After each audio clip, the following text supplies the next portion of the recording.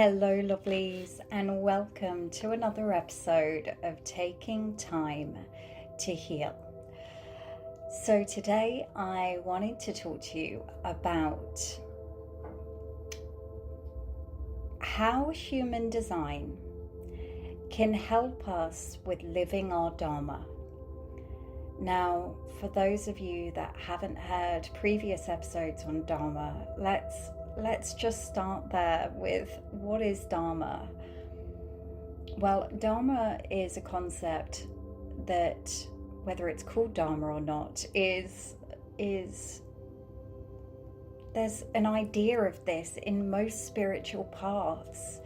It's that each and every one of us came here for a reason, that our soul is here to express itself in a certain way, and through doing that we contribute to the whole. Now, that doesn't mean it's a particular job title, but the way our soul wishes to express itself is going to have a ripple effect on other people's path, other people's soul path, other people's reason for being here. And it is often seen as this intersection between our gifts, our energy, the things that we've experienced, our growth. It's how we naturally shine when we stop trying to be who we are not. So it's when we live authentically from soul. And so we need to be really careful here, right? Because our ego can be very loud and our conditioning can be very loud. And so if we're not careful, we can get confused between what's soul and what's ego. So how we know when we're living our Dharma is it tends to feel like states such as satisfaction, peace, we feel inspired, we have this sense of rightness, this sense of alignment, and from my experience, we also get kind of feedback from the universe. You know, things start to work out for us. We have these things that happen and come together, and we meet the right person at the right time in the right way. It's literally like little things just fall into place. But on the flip side of that, when we're not living in alignment, when we're not living our Dharma, we might be experiencing states such as frustration, bitterness, anger, disappointment, feeling stuck. So I believe this is one of the ways that human design is really brilliant at helping us. And I'm going to give you a little bit of overview of human design today. So if you've never heard of it, do not worry. We will go into that. But I suppose a few things to kind of start off with in terms of what is human design. Well, it was originally transmitted in not that long ago. So I think it was 1987. And it's kind of this mix, this beautiful blend of astrology, the chakra system, the Kabbalistic teachings, the I Ching, quantum physics, genetics. So it's not a personality test. It's a kind of the mechanics of our energy system. So it's like a blueprint for our soul. And it describes how we're meant to move through life, through our relationships, work, decision making, and also the things that we came here to do, the things that we're most aligned to, the things that we know they just speak to our soul and we don't quite know why. So human design is not about what you should do. It's about how your energy is designed to function. So when we are fulfilling our Dharma, we're operating in alignment with our type, with our strategy, and with our authority. And we'll have a look at those in a bit more detail, because if this is completely new to you, this might feel like a whole new language, and that's absolutely fine.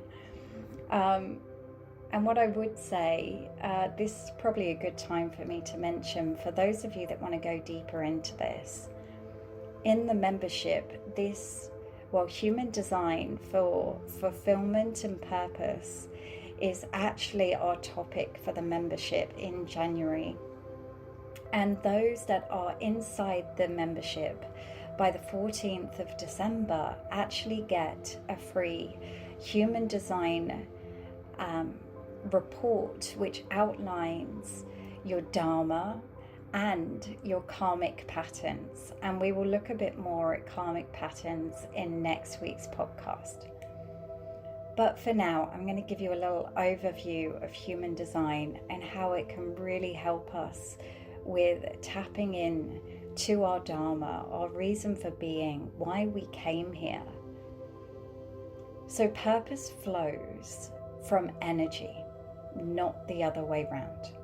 So what I mean by that is, often when it comes to purpose, we feel like we need to think our way into it. But actually our energy is already telling us the way. If we take the time to look and understand it and listen, then your soul will show you your Dharma. It will show you your path. But what can stand in the way of that is all of the things we've been taught that we should be, how we should operate, the role we should play in this world. And some of those things we might be buying into, and there might feel like there's really good reasons for why we should be doing things in a certain way and what we should find important in this life. But the truth is, you're unique, right? There's no other soul on this planet that has experienced the things that you've experienced in the way that you've experienced, with the interest that you have, with the desires that you have. You yourself are unique for a reason. You are here for a unique Dharma. And so it's really important that we don't get too bogged down with what everyone else is telling us we should be or should want, or the path we should follow. So that's what we're going to dive into a bit more today, around how that is broken down in human design and how that can actually help us figure out, okay, so why am I here? What am I won't say supposed to, but what is the path that I'm here to walk? What is the energy, the way that I'm supposed to work with my energy in a way that's going to be helpful, as opposed to trying to work against my innate nature? So Dharma unfolds when we stop forcing life and start responding to the way that we uniquely are designed. So one of the ways human design helps us with this is by looking at our type, or the way that we work with energy. So, for example, you may have come across these terms. I feel like many of us in the spiritual world have probably heard of these by now. Maybe not. I could be completely making an assumption there. But there's 5 kind of types in human design, and these types talk about how we're meant to kind of operate through life. So we have the generators and the manifesting generators, and they have like similar kind of flavor. So they're here to build, create, respond, and bring things to life. So when we are this kind of type, our Dharma emerges when we follow that which lights us up, that which gets us excited, that which piques our interest, those little breadcrumbs of joy, those little things that even if our logical mind is saying, this is a waste of time, I don't know why you're doing this, this isn't going to help you with your end goals, right? This is where our Dharma emerges. And so this can be really difficult when it comes to long-term planning, because actually generators and manifesting generators are meant to respond in the moment. Life works through the moment for them, and their body will tell them internally what their next step is, just by that spark, that sense of this is it, this inner knowing. And so when generators and manifesting generators follow that sense of satisfaction, they're actually amplifying their life force, right? They're bringing more energy into their system to be able to do what they came here to do, to live their Dharma. They're not meant to seek purpose. Purpose comes to them. They respond to what life shows them, to what excites them. Now that doesn't mean, right, that we don't go out and allow our interest to be piqued. We don't just sit in like a little hobbit hole waiting for something to happen. But even if we did that, the truth is there would be ideas that drop through. There would be things that our soul would guide us towards. But we're meant to respond to that external stimuli, what's happening in that external world. We respond to that. Then we have the projector type, and projectors are here to guide. They're here to offer wisdom, and they see things really deeply. So their Dharma involves helping others use their energy efficiently. They're really good at seeing things that other people wouldn't. They see at a level that most people would overlook. So success comes when they follow invitations instead of trying to force something.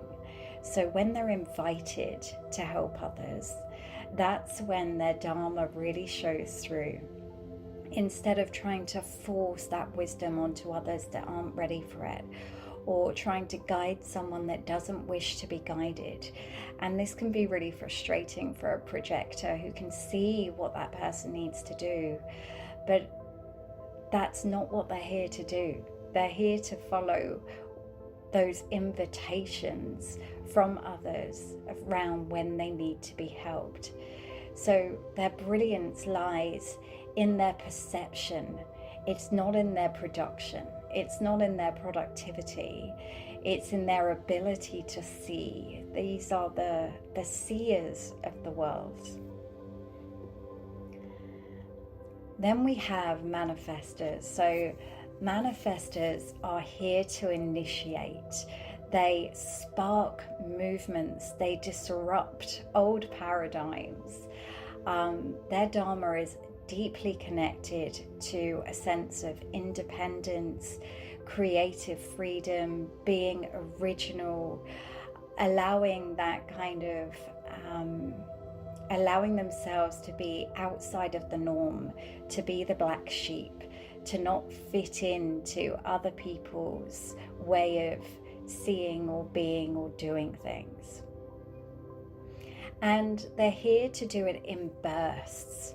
So what I mean by that is they're not designed for constant output. They're designed for these bursts of initiation, these bursts of movement, these bursts of disruption that will impact the greater whole, that will lead to a new way of thinking, that will lead to,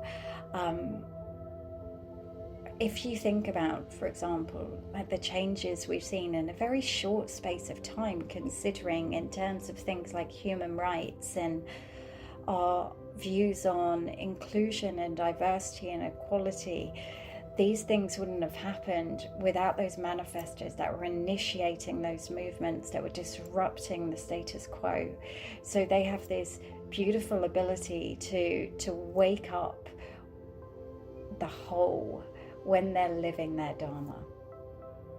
And they're not here to wait for permission, right? Their path reveals itself when they follow those inner urges, when they listen to that inner part of them that just knows what they came here to do.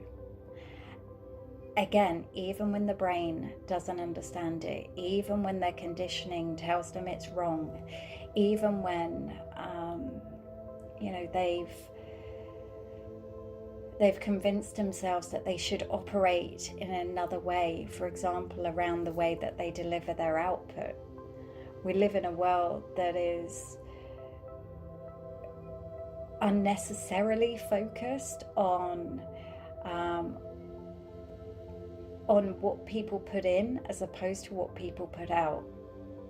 And that's my view. I mean, in terms of jobs, right, we pay people according to the hour, not according to the output that they produce at the end of it. So I can remember this being one of my frustrations in the working world, is I tend to work quite quickly and quite intensely. And I'd find that I was doing the same hours as other people, but I'd be producing far more because of the intensity that I was working at. But then I'd also have these period of lulls, and I'd feel really guilty during that. And I should say, I'm not a manifestor, I'm a generator. However, there's that kind of similarity in terms of I often, my energy source is not necessarily consistent. So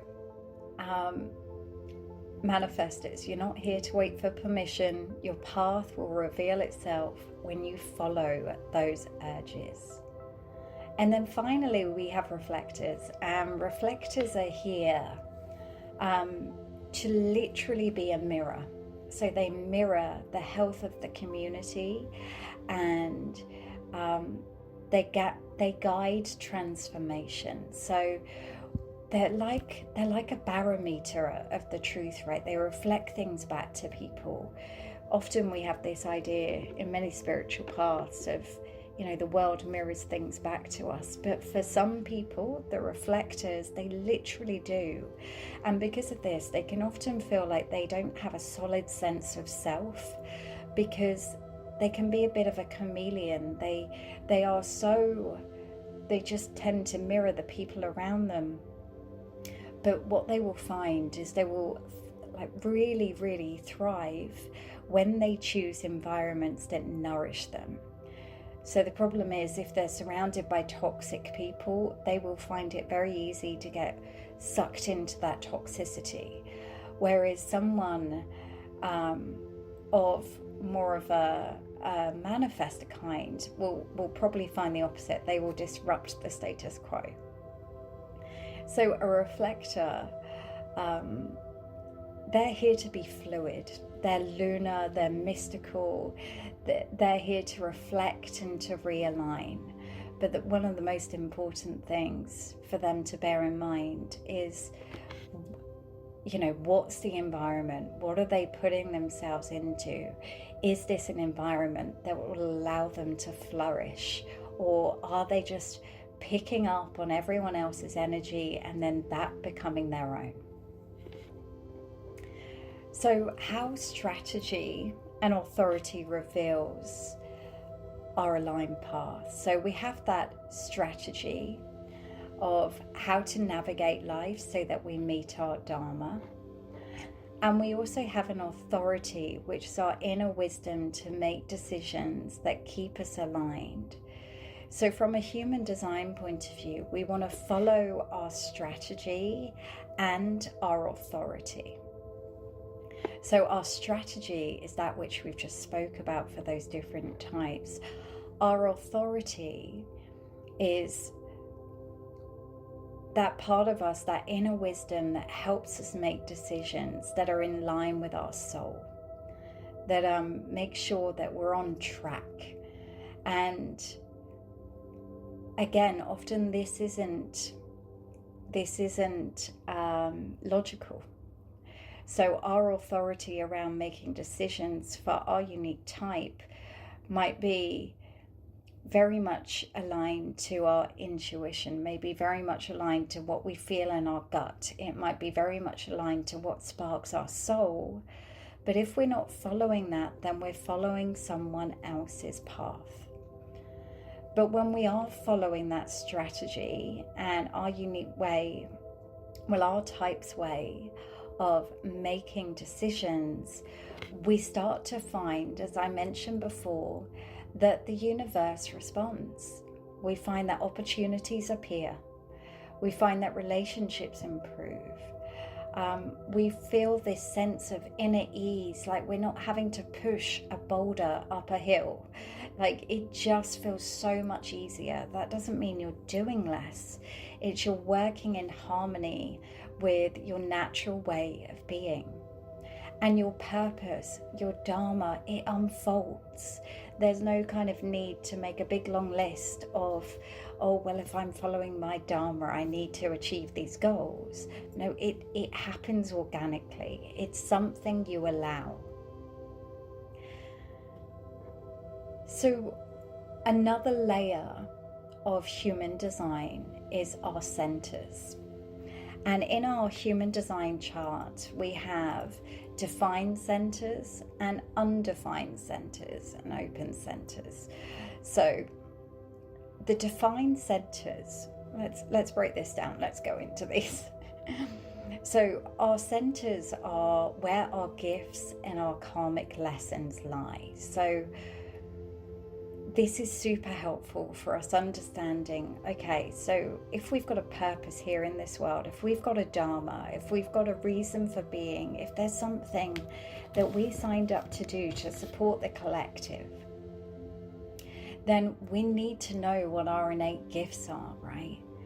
And so our defined centers are our consistent gifts. They're the things that are there all the time. They're our innate strengths. They're the things that we find natural. And they're often the things that we take for granted because we do them so automatically. We don't have to think about them. We don't, often we don't even recognize they're there. I don't know about you guys, but I used to often I'd be in appraisals and things, and I'd be surprised about the things that used to come up because they were just things that I found natural, like my ability to talk to people and have conversations and listen, and to other people that's not so easy. But the problem is we can minimize our gifts, right, because we find them so easy. But actually, if you're at the other end of the spectrum and you don't have those innate gifts, to you these things might feel impossible. They might feel like such a challenge, that you get to see the absolute gift in that person. They also show what we bring to others. So we'll often see in our defined centers some kind of like themes that will emerge that will help us understand what we call a human design profile, which we'll go into in a little bit. But these defined centers will have I feel like I need to give you an example here. So for example, one of mine is around my ability to investigate, right? So I have the way that my center is aligned with the channel is one of my innate strengths is that I investigate things, and I'm surprised, I'm sure that won't be a surprise to most of you. I love a rabbit hole. Even like silly things, like in my spare time, I've talked to you guys a lot about, or previously about, how I love a good murder mystery, right? I love a puzzle. I love something to figure out. And it's just how my brain works, or how my energy works, right? This is my human design. And so when I know that for example, in the work that I do, one of the things I'm really good at is, one of the reasons I'm good at teaching is because I love to go away and investigate something to the point that, I'll go into all the little nooks and crannies and I'll ask all the questions, and, I'm the why person, so that I can fully understand it. So then when I come back to teach it to someone, I can see the detail and the full picture and bring it into the everyday. I can bring it into a way that it will just make sense. So it's really useful for me to understand that about myself, so I can tap into it more fully and use that to the best of my ability and own that, right? When we can own our gifts, then we're more likely to be able to share them more fully with the world and play our role in the collective. Now we have our undefined or our open centers, which is where we have less, the word I want to use is like stability or staticness. So this is where they're adaptive. These are places where we might be more open to other people's experiences. This is places where we learn through experience. So we're less defined. We've got less, it's less closed off from outside influence. So these are often places that reveal our karmic lessons and our healing purpose, what we came here to heal, that which we came here to learn. Now we'll go into karmic lessons a bit more in next week's podcast, because again, I think there's a lot of misconceptions around that, or seeing it as this kind of punishment, which is not how it's actually described in the original spiritual teaching. So we'll go into that more next lesson. But for now, I invite you to just know, if you didn't know this before, that in human design we have these different energy centers in the body. Some of them are open, some of them are defined, similar to like the chakra system, but there's many more, right? And so I'll give you a few examples of what this might look like. So if we had an undefined heart, this might mean that we have a Dharma around worthiness and teaching others not to chase for approval from others. For example, if we had an open emotional center, we might have a Dharma in emotional clarity or empathy, providing that to others in some form of way. If, for example, we had a defined a throat center, then what we might find is our Dharma is linked to communication and expression and leadership, like instruction. So knowing our centers, knowing whether they are open or defined, could tell us so much around what it is that we came here to do, what it is that we came here to learn, and how we can contribute to the greater whole. And so, once we have our centers, we have our profile. And our profile is like our soul's role here in this world. So a bit like, it's basically like the archetype that we embody. So for example, this is when numbers come in, so I don't want to confuse those of you that are, I don't want to say anti-number, but sometimes when we bring numbers in, it can feel a bit more complicated, but this is just how we section out the different profiles, right? So for example, someone that is a 2-4, they are combining a sense of natural genius and being a connector, so a connector for others. So that would inform the role they play here in this world. Someone that's a 1-3, they are someone that's here as an experimenter, but they're also here as a foundational learner. And we may even have, let me think of a couple more. So, for example, someone that's got a profile that's, say, 6'2". So they're here to be a wise role model, but after that lived experience, they've got to do the walking of the path first. So there's so much that we can understand from our human design around what we came here to do. And what's also really interesting is when you look at your human design profile, you can also find out who are other people in the world that has got that profile. And you'll often find they're either people that you completely resist because you're denying who you are, or you will find they're people that, and I'm not saying this for everyone, obviously, not everyone is completely living their profile in the most beautiful way. But, you know, there might be people that even if they're doing good work in this world, that you're resisting because they are mirroring to you your potential. And there's a part of you that knows you're not delivering. Alternatively, you may find there are people with the same profile as you that you just resonate with. You're like, oh my gosh, yes, I get them. And that's because they're reflecting back, you know, that beautiful part of you, that soul part of you, of what you came here to do as well. So as I mentioned, there's some things that can stand in the way of us living our Dharma and living in alignment with our human design, the reason we came here and the way our energy works.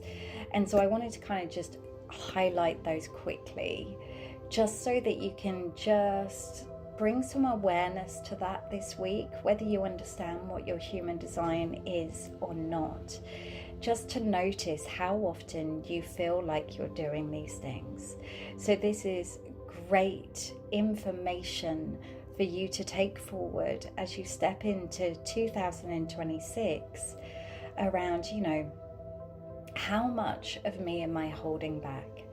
How much of me am I saying should be something else? How much of me, and when I say me, I'm talking the soul you, right? Not the you that is in ego, not the you that is stuck in a fight, flight, freeze state, but the true you, the you, the soul, the bit that's ever the part of you that knows exactly why she came here. So that conditioning that stands in our way are as follows. Trying to be like other people, right? So that's an obvious one. So you may want to make a list of these, like I say, and just start to notice in your everyday life. Sometimes we don't even realize we're doing it, right? Sometimes it comes up because we're scrolling on Instagram and we see someone else's picture and we start going into, why is my life not like that? Despite the fact that we know that, you know, most of what gets posted is not real, it's not true, it's not authentic, or it's just a tiny snippet of someone's life out of context, right? So number one is that trying to be like others. Number two is getting caught up in hustle culture or the rat race, right? And I know this is so hard. If anyone is working in any kind of corporate job, or not even corporate, just a job, right? It can be really hard not to get caught up in other people's sense of urgency, not to get caught up in the word, urgency is the word I want to use. People living in fear, people living in that everything's got to be done by yesterday. And I'm saying that as someone who's naturally very impatient, but, you know, not allowing ourselves to get caught up by someone else's sense of urgency, which, let's be honest, 9 times out of 10 is completely self-created. It's not true. It's not based on anything real. It's a deadline someone's come up with. Number 3 is our trauma responses, right? So our trauma responses can stand in the way if we've learned to please, if we've learned to fawn, if we've learned to freeze, if we've learned to live in fear as opposed to listen to that part of us that knows better, then obviously that can stand in the way. So I would also, like I say, categorize that as living from fear. So where is fear holding you back? 4 is kind of an extension of that, which is fear of disappointing others. So feeling like you've got to live up to someone else's standard, or living up to, and often this comes from love. I feel like I need to say that. Often the hardest people, or our biggest fear, is like disappointing our parents or disappointing people that we love, like our children or our husbands or our partners or our wives, because we don't want them to see us through eyes that aren't love. But you aren't here to be someone else, and if those people are meant for you, they will support you on your journey of being you, as opposed to you trying to fit yourself into some awkward box of not self. And childhood projections. So projecting who you think you should be, the conditioning around what your life should look like, how you should show up, what you so for example, say you had parents who have very strong ideas around what your career should be, or what type of person you should marry, or how much money you should earn. These things can obviously have a really big effect on whether you feel able to live your Dharma, if your Dharma is in a very different direction. But this is why I love human design, because it's like someone giving you this big permission slip of going, oh no, this is exactly what you came here to do. This is how you're wired. This is how you operate. And I remember when I received my first report, it was like a bit of a light bulb going off. And I realized how much self-judgment I'd been piling on myself for things like I talked earlier about how my energy works. So my energy works in waves, right? It's not a consistent energy, and I don't just mean in terms of like my monthly cycle. I have waves of energy that come in through my body, and I peak. And when I'm peaking, I am running at full throttle, right? If I was, don't get me wrong, I wasn't great at sports day. But when it came to the running races, I was worse at the stamina races than I were at the sprints, right? I can sprint. Not very fast, but I can sprint. You asked me to do long distance, and oh dear Lord, dear Lord, it's not happening, right? I wouldn't be very good. And so this literally shows up physically in my body, but this shows up in the way that I do my work. So what you will often, if you looked at me on a daily basis, you would see sometimes there's a real lack of consistency. So there may be 3 days out of a week where I'm going full pelt because my energy is peaking and the ideas are flowing and my inspiration is there and I can't stop. And that's how it feels. So like I might wake up at 7 o'clock in the morning, do everything I need to do, then go straight into work, and then I'm working till 8 o'clock at night, and I'm in the zone. And I love it, and like, just don't disrupt me when I'm there. And then I might have 2 days where I'm like, and now I can't move from the couch. And so those are the days where I just crash out, I do my admin, I put on a movie, and I chill. Now, what used to happen before I understood how my energy worked was I would try and force myself on those days that my energy was low. And it would frustrate me because I was like trying to force my energy to be there when it wasn't. I was trying to force the ideas to be there when they weren't. I was trying to force the inspiration to be there when it wasn't. And I was criticizing myself for those days that I was working 12, 14, 16 hours about why couldn't I be more balanced? Why couldn't I be more just consistent? But the truth is, my energy doesn't work that way. And the minute I could accept that, it was like this big relief that I could just, I could let go of the self-judgment and I could just allow myself to work that way. And it's amazing how much lighter and easier that feels when you work with it. So I wanted to just end on some signs that you are already living your Dharma. So number one is you feel more energized than you did previously, right?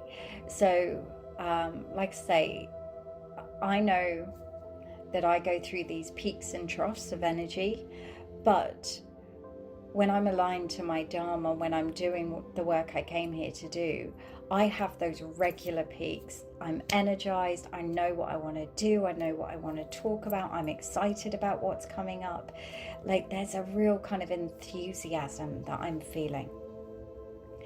I find that opportunities just arise, right? Like I say, it's like the universe starts moving all the pieces into place for me. I don't have to do too much legwork. That sounds a bit lazy, but it literally does feel like God, universe will just start putting the right people in front of me, the right people I need to talk to. Here's your next step. It's like it just flows. There's a beautiful flow to life. I find that my relationships are easier because I'm not fighting against who I am, and I'm also not fighting against other people. I'm accepting that there's difference, and that's beautiful, and we're meant to be different, and we're all unique, and we're here to live our life the way we are designed to live, not this consistent way like sheep or drones, right? We're human beings with our own uniqueness, and we can stop comparing ourselves to others. Like I'm never gonna be like that other person, right? My path is not gonna look like hers or his, because my path is my path. And as long as I just keep showing up for my path, as long as I keep making sure that I'm not diverting from what I'm here to do, then everything works out the way it should. We also find that when we're living our Dharma, that intuition is louder, that ego quietens down. We're able to hear that inner soul voice a lot more clearly. It just feels... And don't get me wrong, we still need to make space for that, right? We need to make that time for it, but we feel more in touch with it. And so often my intuition kicks in when I'm doing the washing up, or I'm having a bath, or I'm doing the housework. It doesn't have to be in this elaborate ceremony. But the more I'm attuned to, or the more I'm in alignment with my Dharma, the louder that feels, the easier it feels to access. And we feel as well, when we're living our Dharma, that we're less reactive. We're coming from a sense of clarity. I don't want to say peace, but peace. But when I say that, I don't necessarily mean I think sometimes we can have this image of peace being this person meditating on a mountain, and it being this calmness around them, or even calmness within, but there's a peace with whatever's happening. And the final point I would say around when we're living our Dharma, we find that we help people, we help others naturally, simply by being ourselves. So you might find that you have a conversation with someone out of the blue, and they're like, oh my gosh, that was so helpful, thank you so much. And you're like, wow, I don't feel like I did anything. And this other person feels like you just changed their life and you've no idea why. But these things aren't necessarily even orchestrated. This might be someone in a shopping line. It might be someone that you talk to. I often find this happens when I'm out camping. I often come across people, and I don't tell them what I do. I don't tell them my job or anything. And before we know it, we're talking about really deep things and all their health problems. And naturally, that help emerges and they get what they need from that interaction. So I just wanted to remind you that Dharma is not this destination, right? It's not this, I've got the badge now, I'm now a XYZ, I'm now a author or an artist or don't get me wrong, perhaps your Dharma involves those things, but it's not this ultimate destination. There's no end goal. It is a path. So it unfolds when we start listening to our bodies, when we're listening to our unique rhythms, when we start to make that time to decondition ourselves, to actually figure out what is true, what is real, what is authentic, what is me, as opposed to what I've been taught, what I've been told to be true, what I've been told I should be. And it's about giving you permission to be the way that you've always been, so that actually the gifts in that, the strengths in that can be used for the greater good of all, as well as yourself, right? It feels good. It feels so good when you're living your Dharma. So lovelies, I hope that has given you a little taste of human design, how it can help you with your Dharma. As I mentioned, for those of you that are inside the membership, or for those that join before the 14th of December, you will be receiving your free human design, personalized Dharma and karmic patterns report. That will be coming out to you the beginning of January, ahead of our January course for human design, for purpose and fulfillment. And that is on top of our usual regular events, the moon circles, the Reiki circles, the Seers events, the Tarot Club, the movement event that we have, as well as, all the others. And the other thing to know as well, if you're new to the idea of our membership, I will put the link in the show notes below. But all of our events are recorded, so if you can't make them live, it doesn't matter. You can come back to them at a time and place that suits you. We have an app that makes it really easy to be able to come back to them, so you can access that out on the go or when you're on holiday. But if you have any questions about it, please email me. My email address is hello@hollyboulle.com. Holly is with a Y and Boulle is BOULLE.com. All right, lovelies, I look forward to seeing you for next week's episode. Take care.